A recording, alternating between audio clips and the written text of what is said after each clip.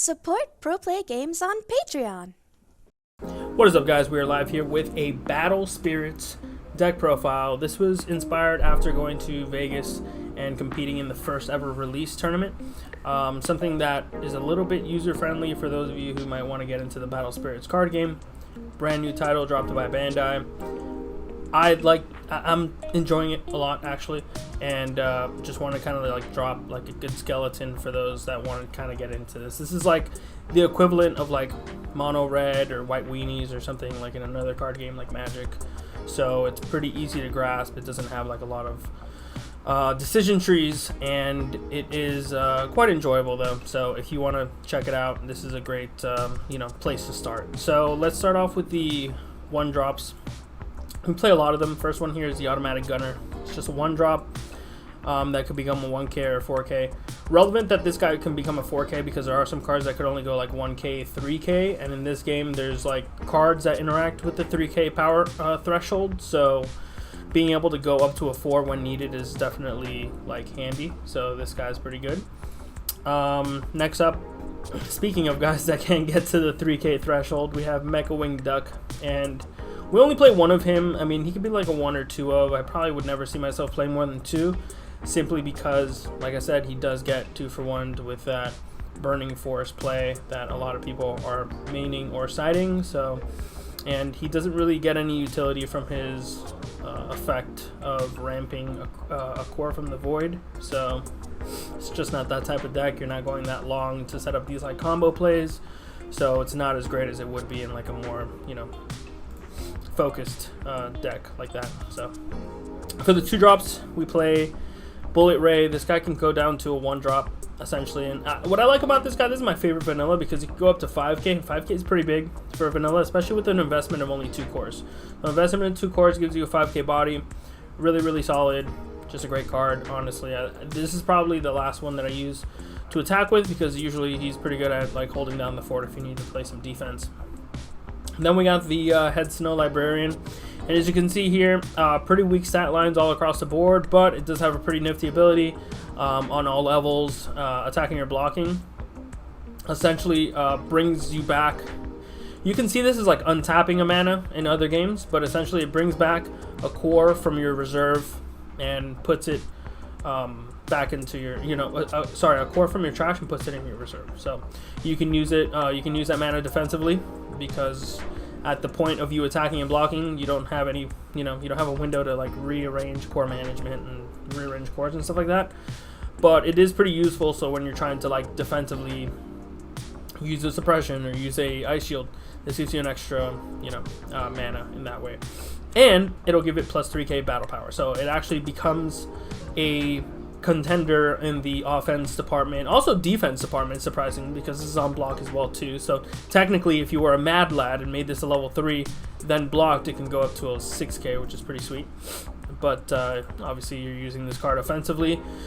Another one of those cards that can go up to the 4K threshold. This one's a little expensive as well, 2-3 cores for it, but this is cool because this 2 drop can become a 0 drop. So it's kind of like in the same realm as our automatic gunner, where we're playing this card for free, we're playing this card for free after cost reduction, we're playing this card for 1 off cost reduction, but we're playing this card for free off cost reduction. So we got both the gunner and the falcon, which we can play for free off reduction. There's a few more options that you can put, but honestly, these guys don't do anything but are vanillas and points of damage. So there's like a a threshold that you want to play of them. Then we got the Head Ice Maid Fulla.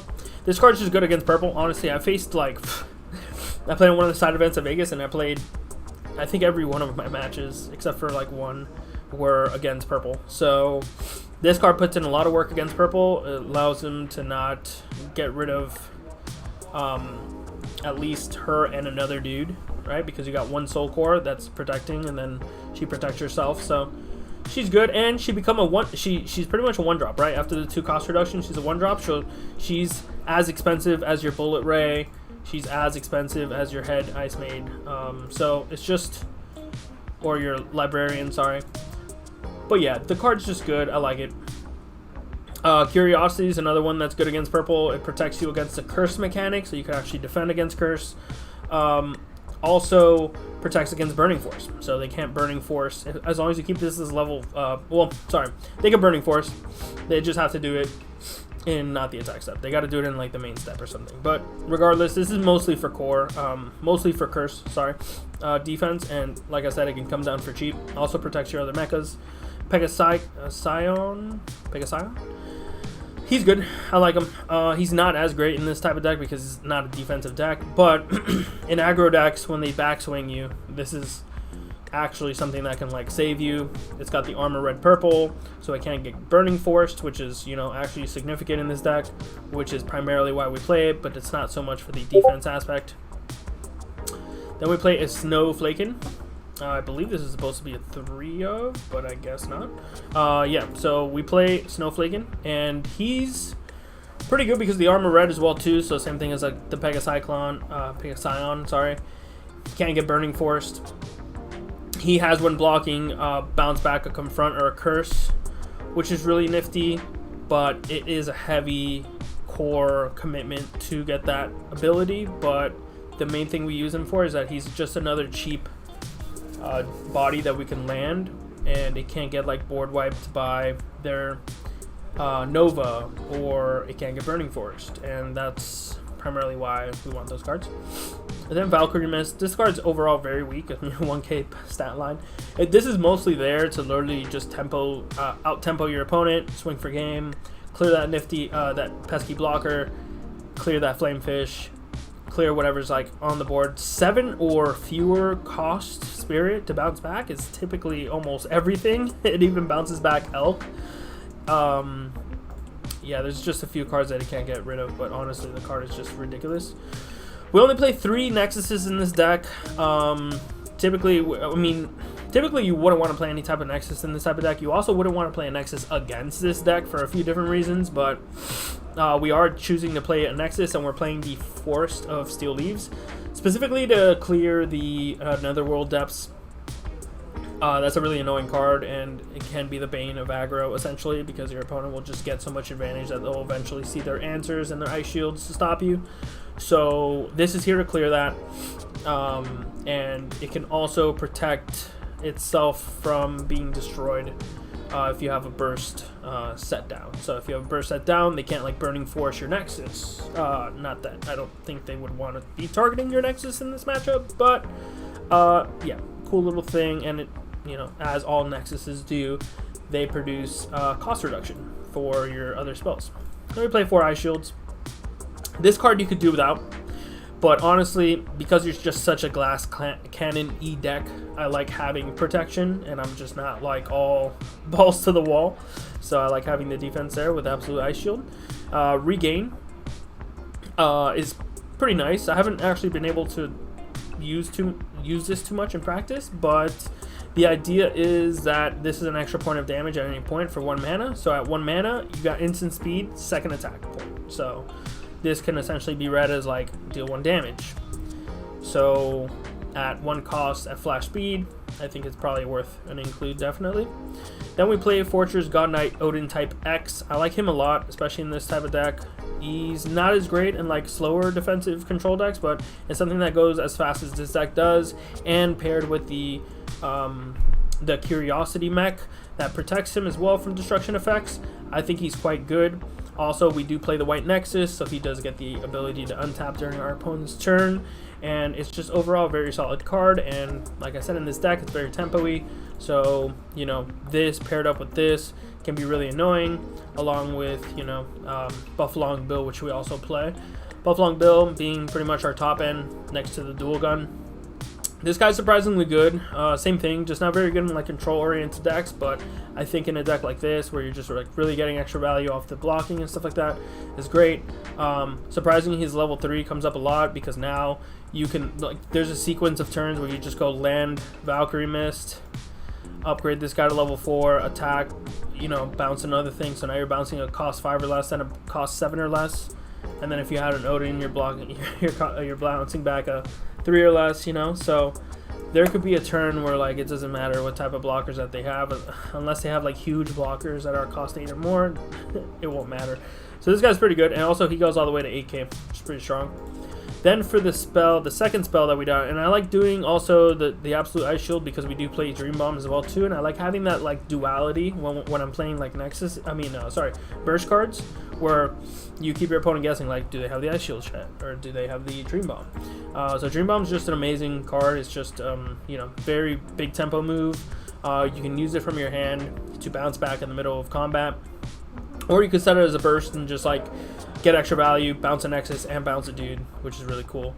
So, and in this deck, because you're white heavy, you're just always getting the reduction. It is an expensive cost of reduction, but like I mentioned before, you have so many bounce spells. This is just another bounce spell, and this one doesn't have a cost restriction, so they can bounce back the really, really tough, sticky cards that they have that none of your other cards kind of reach. And then finally, to round it out, we have the dual gun Mech Lord Derm Dyna, and this guy is one of my favorite cards in the entire deck, honestly. I believe we're playing 2. You can probably side the third, but this guy's really, really good, really, really strong for a few different reasons. Surprisingly, I found out by mistake when playing against purple, when they try to like curse you or try to like whatever. It was mostly against curse, like when they were trying to like chip me or backswing me or anything. This guy has infinite blocks against curse because of his level 2, level 3 effect. When this spirit would be destroyed by your opponent's effect, you may pay a core to keep it on the field refreshed. So that means you block, you type yourself, core goes, tries to kill him, then you pay a core from anywhere, not just him. You can pay it from your reserve. So I like combining this with for example, I like combining this with the Head Snow Librarian, right? Because now you have a use for that, core that you brought back from the trash. So really cool combos there. And then he untaps himself, right? So he stays on the board, refresh. So then he can continue to block Cursed Spirits infinitely, essentially, as long as you have cores to pay. So really good card. Comes down for 3 mana, 4 mana to keep him alive. So not too bad. And the main reason why we play this card is just to close out the game. When your opponent finally starts to stabilize, bring up blockers, bring up bodies, and things like that. When the spirit attacks, you pay the soul core from him. And for each one of your white spirits, count for every Nexus on board, both you and your opponents, you select white spirits and they can't be blocked. So if I got a Nexus, you got a Nexus, this guy's going to make 2 guys unblockable, including, on that attack, he can just make himself unblockable because it is an when attack trigger, and that happens before they actually get to declare blockers. So you don't really even need to have a wide board. You could just have 2 dudes on board and just kill your opponent out of nowhere. So they need to have the Dream Bomb in hand or the Dream Bomb set or something like that to get away from that. So yeah, this guy's just great. I love him. And he's won me so many games, and it's part of the reason why we want to slide in some Nexuses in our main deck, because there is worlds where our opponent plays around him, doesn't play a Nexus, or typically you just don't play Nexus against this deck because you fall too far behind and you just get hit by too many small dudes. So that's pretty much it. This is a fun deck. Honestly, I've had a lot of fun, getting people into playing the game with this deck because it's just very similar and it's not as much to juggle. But we're going to be playing it against some like more complicated decks. I got Fernando. We've been working on like a really cool like red white control deck with Elephant and some other decks that we're going to feature on the channel. So hopefully you guys like the deck profile. Let me know if you want to see or want to ask anything about the deck. And until next time, we're out.